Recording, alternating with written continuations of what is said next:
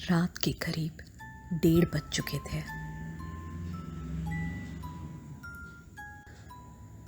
पूरी सड़कें सन्नाटे में और अंधेरे में नहाई हुई थी।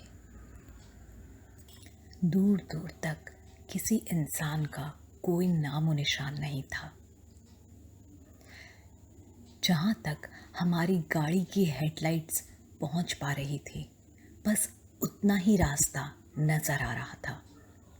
इसके अलावा पूरा मंजर एक अजब सी मनहूसियत से तर था।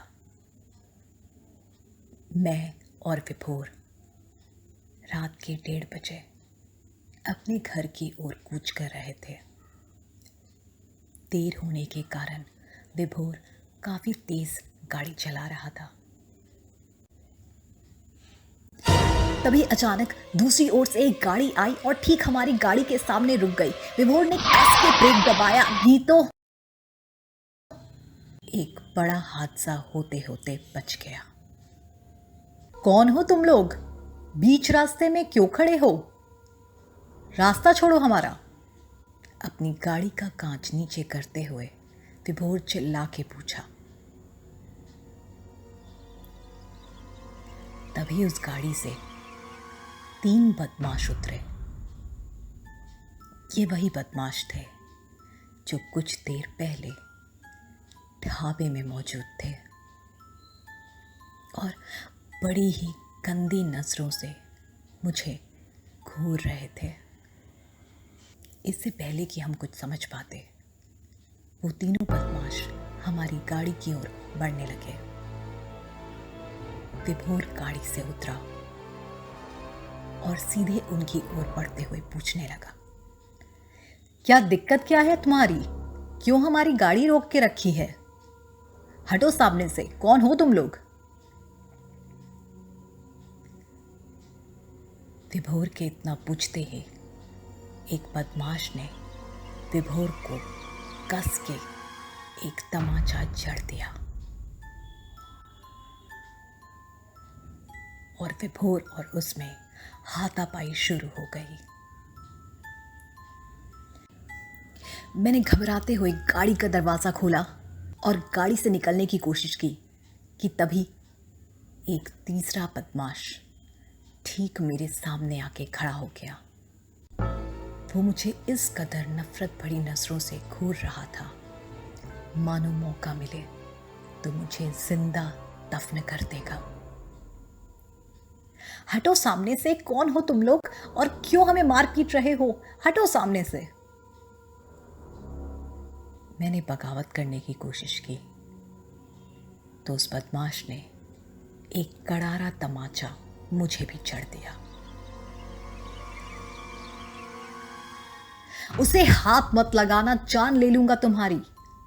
विभोर और जोर से चिल्लाने लगा। उनमें से 2 बदमाशों ने विभोर को कस के पकड़ लिया और वो तीसरा बदमाश, उसने मुझे एक नाम से पुकारा। वो नाम जिसे सुनते ही मेरी रगों में दौड़ता हुआ खून जम गया। चुड़ैल है साली। क्या क्या कहा? चुड़ैल? तुम लोग का दिमाग तो ठीक है? मुझे यकीन नहीं हो रहा था कि वो मुझे चुड़ैल क्यों बुला रहे थे। तभी जिन 2 बदमाशों ने विभोर को पकड़ रखा था, उसमें से एक बदमाश मेरी कमर पे बने टैटू की ओर इशारा करते हुए बोला, हाँ, चुड़ैल ही तो है साली। मुझे सच में समझ नहीं आ रहा था कि एक टैटू को देख के ये मुझे चुड़ैल क्यों बुला रहे थे।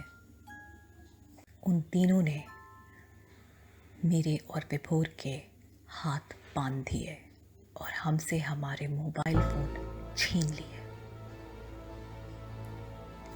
हमें घसीटते हुए गाड़ी की पिछली सीट पे फेंक दिया।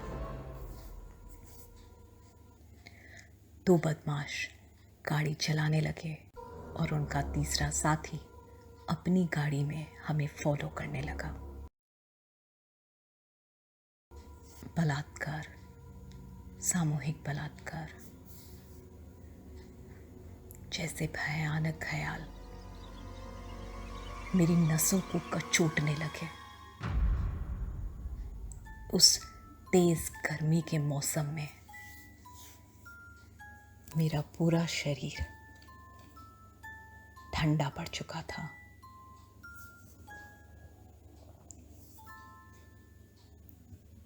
काश काश वो शादी का न्योता आया ही नहीं होता तो मैं अपने घर कोलकाता में खुश होती।